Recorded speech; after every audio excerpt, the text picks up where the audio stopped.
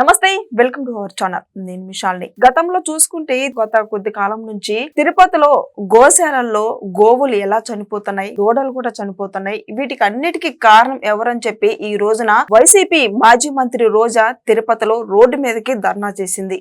అయితే వీటికి అన్నిటికీ కారణం ఎవరన్నా అనేది తెలుసుకొని వాళ్ళ మీద కేసులు పెట్టాలి, లేదంటే జైల్లో పెట్టాలి అని ఆమె ధర్నా చేస్తుంది.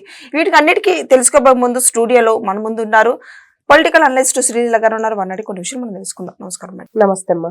మేడం, రోజా ఈ రోజు ధర్నాకు దిగింది. తిరుపతిలో రోడ్డుకెక్కి ధర్నా చేస్తున్నారు.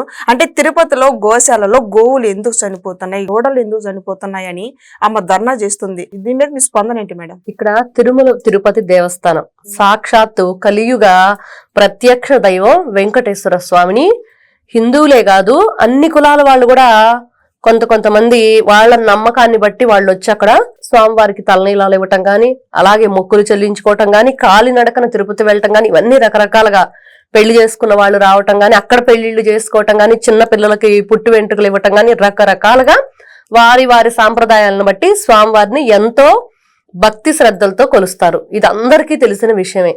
కానీ ఈ రోజున కూటమి ప్రభుత్వం అధికారంలోకి వచ్చాక ఇక్కడ ఏం జరుగుతుంది అంటే, వాళ్ళు రాగానే ఫస్ట్ దానికి సంబంధించిన మండలంతా ఏర్పాటు చేసి చైర్మన్ని, మండల సభ్యుల్ని, వాళ్ళందరినీ కూడా అక్కడ ఉన్నవన్నీ కూడా అంతకుముందు గతంలో జరిగినవన్నీ ఏవైతే ఉన్నాయో ఆ లోపాలన్నింటినీ ఒక నివేదిక అయితే ఇచ్చారు. దానిలో ఫస్ట్ పాయింట్ ఏంటంటే, తిరుపతి అత్యంత పవిత్రంగా అందరికి ఇష్టమైంది. ఆ లడ్డు చాలా రుచిగా శుచిగా తయారు చేస్తారు, చాలా పవిత్రమైంది. అసలు తిరుపతి వెంకటేశ్వర స్వామి ప్రసాదం అనగానే లడ్డూనే, ఎవరిచ్చినా లడ్డూనే ఇస్తారు. మరి అలాంటి లడ్డూని కల్తీ చేశారు వైఎస్ఆర్సీపీ పార్టీ అధికారంలో ఉన్నప్పుడు. అవన్నీ కూడా ఆధారాలతో సహా బట్టబయలు చేయటం జరిగింది. కానీ ఈ రోజున భూమన కరుణాకర్ రెడ్డి అనే వ్యక్తి, అసలు అతను ఒక నాస్తికుడు. అట్లాంటి వ్యక్తిని జగన్మోహన్ రెడ్డి చైర్మన్ గా నియమించాడు అతను అధికారంలో ఉన్నప్పుడు.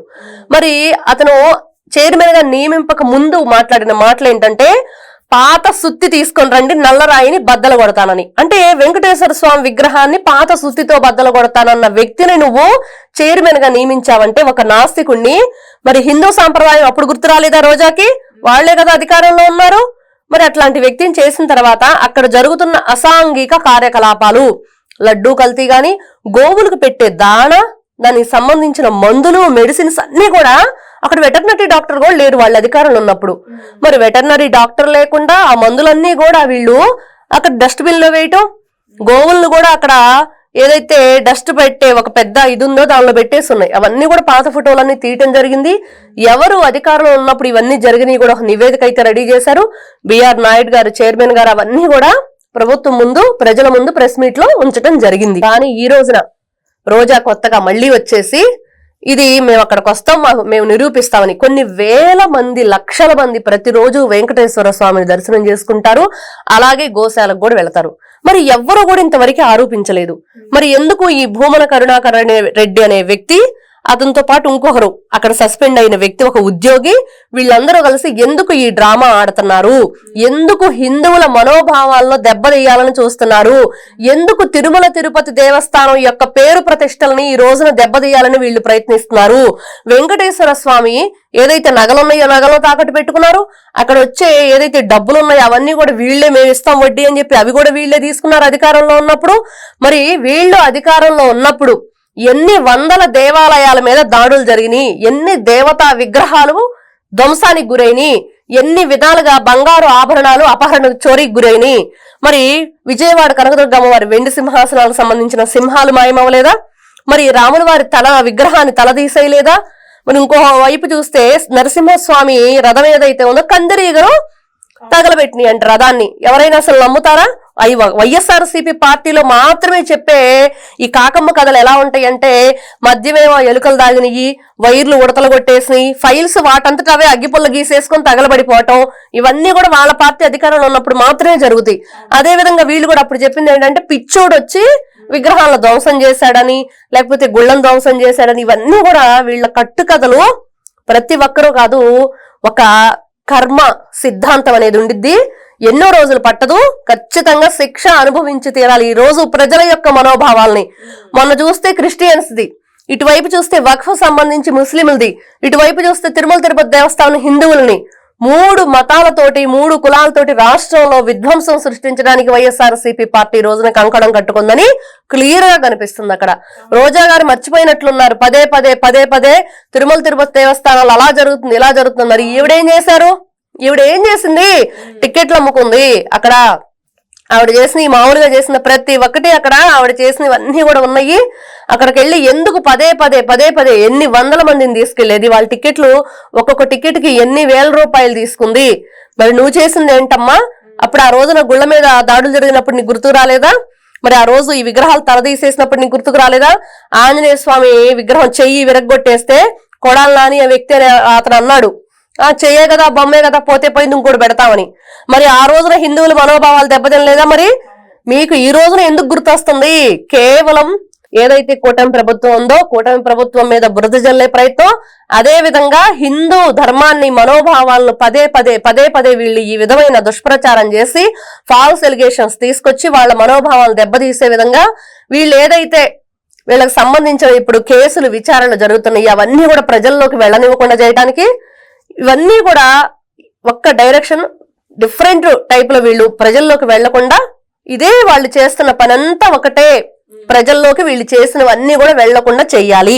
ఏం వెళ్ళాలి అంటే లేని దాన్ని ఇలాంటి ఫాల్స్ ఎలిగేషన్స్ తీసుకొచ్చి ఇలాంటి చీప్ ట్రిక్స్ గానే ఉన్నాయి నిజంగా ఇవి చూడాలంటే ప్రజలకి.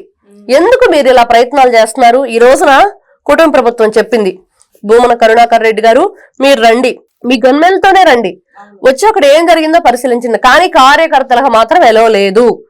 ఎందుకంటే మొన్న గతంలో ఏదైతే తొక్కిసలాట జరిగిందో ఆ రోజున వీళ్ళు హాస్పిటల్కి ఏ విధంగా వచ్చారు? అసలు అది హాస్పిటల్ వాతావరణం అంటే చాలా నిశ్శబ్దంగా ఉండాలి, పేషెంట్లు ఉంటారు, మరి వాళ్ళకి చాలా సైలెంట్ గా ఉండాలి, అక్కడ వాతావరణం ప్లెజెంట్ గా ఉండాలి. పెద్దగా వీళ్ళు ఏదో పోరాటానికి వెళుతున్నట్లుగా జై జగన్ అనుకుంటూ అరుచుకుంటూ అక్కడ ఉన్న సెలైన్ బాటిల్స్ క్యానిల్స్ అన్ని లాగేసేసి పేషెంట్లు ఎంత ఇబ్బంది.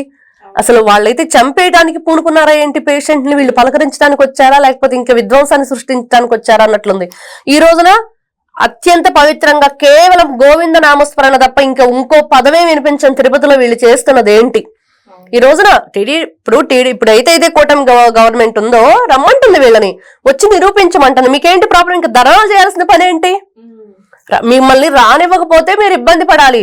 ఇప్పుడు ఎస్పీ గారు ప్రెస్ మీట్ పెట్టారు, చెప్తున్నారు ఇవన్నీ కూడా వాళ్ళు చెప్పే ఏమి ఇక్కడ జరగలేదు, ఆవిడేంటో మర్డర్ జరిగిందంటుంది, మరి చెప్పులు వేసుకొని తిరుగుతున్నారంటుంది, మరి ఏంటో గంజాయి అంటుంది, ఇవన్నీ కొత్త పదాలు, అవన్నీ కూడా వాళ్ళు ఉన్నప్పుడు చేసినాయి కదా, మర్చిపోయినట్లుంది. ఇదంతా ఇలాంటివన్నీ కూడా ఎప్పుడు జరిగినాయి అంటే వాళ్ళు ఏదైతే వైఎస్ఆర్సీపీ ప్రభుత్వం అధికారంలో ఉందో అప్పుడు జరిగినాయి. ఇవన్నీ కూడా అసాంఘిక కార్యకలాపాలన్నీ కూడా 5 సంవత్సరాల్లో చాలా చేశారు కొండ మీద. మరి అవన్నీ కూడా ఇప్పుడు ఒక్కొక్కటిగా బట్టబయలు అవుతున్నాయి. వాటన్నిటికీ భయపడి ముందుగానే వీళ్ళు ఇట్లాంటి ఎలిగేషన్స్ తెస్తున్నారు, ఇట్లాంటి డైవర్షన్ పాలిటిక్స్ చేస్తున్నారు. మరి వీళ్ళని నిజంగా ఈ రోజున ఇవన్నీ కూడా క్షమించరాని నేరాలు.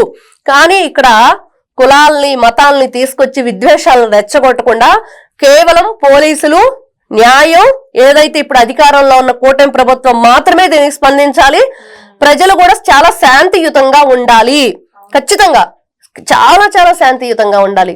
ఖచ్చితంగా వీళ్ళు ఏదైనా సరే రాష్ట్రాన్ని అల్లకల్లోలం చేయడానికైతే కంకణం కట్టుకున్నారని మనకు క్లియర్ గా కనిపిస్తుంది. ఈ రోజున చంద్రబాబు నాయుడు సనాతన ధర్మం ఎక్కడుంది, సనాతన ధర్మం లేదు, కాపాడటానికి లేదు, అట్లానే డిప్యూటీ సీఎం పవన్ కళ్యాణ్ గారిని అంటుంది. అంటే లడ్డు కల్తీ విషయంలో ఏదైతే గతంలో జరిగిందో ఆ జరిగిన దాంట్లో ఇప్పుడు కనకదుర్గమ్మ గుడికి వెళ్ళి ఆయన పాయచేతంగా ఆయన మెట్లు కడుగుతున్నారని చెప్పి ఇప్పుడు తిరుపతిలో ఇన్ని మడలు ఇన్ని జరుగుతున్నా కూడా అట్లనే 7 కొండలను కూడా మెట్లు కడగమని చెప్పండి అని ఆమె విచారిస్తుంది. అసలు ఎట్లా చూడాలి వీటిలన్నిటిని? ఖచ్చితంగా కడుగుతారు, తప్పే ఉంది. మీలాంటి వాళ్ళు పాపాలు చేసి వెళ్ళినప్పుడు ఆ పాపానికి ప్రాయశ్చిత్తం మరి కడగాలి కదా. పై నుంచి కిందకి 7 కొండలు కడిగినా కూడా చేసిందంతా కూడా వీళ్ళు ఏదైతే అక్కడ చేశారో అదంతా కూడా పోదు. ఆయనకి మేమందరం కలిసి కడుగుతారు. ప్రజలందరూ ఎవరైతే ఉన్నారో అక్కడ ప్రజలందరూ కూడా ఈ రోజున హిందూ ధర్మాన్ని వీళ్ళు అపవిత్రం చేశారు. కాబట్టి దానికి ఏం చేయాలంటే 7 కొండలు నిజంగా ఆవిడ చెప్పినట్లుగా పసుపు నీళ్లతో ప్రాయశ్చిత్తం చేయాలి. దానికి మొన్న వాళ్ళు ఏదైతే లడ్డు కల్తీ చేశారో దానికి యజ్ఞాలు చేశారు, యాగాలు చేశారు, చాలా అదంతా కూడా ప్రోక్షణ చేశారు. మరి అన్ని చేసి ప్రాయశ్చిత్తం చేశారు. కానీ ఈ రోజున ఈవిడ పదే పదే పదే పవన్ కళ్యాణ్ గారిని మాట్లాడతారు. అదే జనసేన వాళ్ళు మరి అంత ఈజీగా తీసుకుంటారంటే వాళ్ళు ఖచ్చితంగా ఊరుకునే ప్రసక్తే లేదు పవన్ కళ్యాణ్ గారిని అంటే వాళ్ళు అంటున్నారు. మరి టీడీపీ కూటమి ప్రభుత్వం వాళ్ళు సంబంధించి వాళ్ళు కూడా అదే విధంగా ఎందుకు మీరు ఈ విధంగా మాట్లాడుతున్నారని వాళ్ళు అడుగుతున్నారు.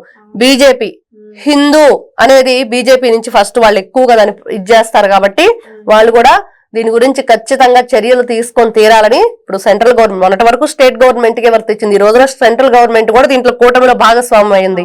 మరి సెంట్రల్ గవర్నమెంట్ కూడా ఎలా స్పందిస్తుందంటే ఖచ్చితంగా ఎవరైతే ఇట్లాంటి ఫాల్స్ ఎలిగేషన్స్ చేసి హిందువుల ముస్లింలకి క్రిస్టియన్స్ కి ఇలాంటి మనోభావాలను దెబ్బతీసే విధంగా మతాల పేరుతో కులాల పేరుతో రెచ్చగొట్టే విధంగా వీళ్ళ ప్రవర్తన వీళ్ళ ధోరణి ఎందుకు ఇట్లాంటివన్నీ కూడా ఈవిడేం చేసింది గతంలో వైఎస్ఆర్సీపీ పార్టీ అధికారంలో ఉన్నప్పుడు రోజా అనే ఆవిడ ఎక్కడికి వెళ్ళింది. ఇప్పుడు ఈ లడ్డు విషయంలో గాని వాళ్ళు ఉన్నప్పుడు గోవుల విషయంలో గాని ఈ రోజున వాళ్ళు ఉన్నవే బయటకు వచ్చినాయి. వాళ్ళు చేసినవి అన్ని కూడా వీళ్ళు ఏదైతే ఫాల్స్ ఎలిగేషన్స్ ఇచ్చారో వాళ్ళు చేసినవి అన్ని బయటకు వచ్చినాయి.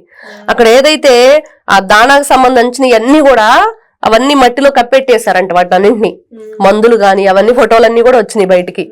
వీళ్ళు చేసినవన్నీ మర్చిపోయి ఈ రోజున ఏదో చెయ్యని తప్పుకి ఈ రోజున కూటమి ప్రభుత్వం బురద జల్లే ప్రయత్నం చేస్తుంది. ఖచ్చితంగా వదిలిపెట్టే ప్రసక్తే లేదంటున్నారు కూటమి ప్రభుత్వానికి చెందిన అధికారులు గాని ఇటువైపున ప్రజలు గాని. Thank you madam.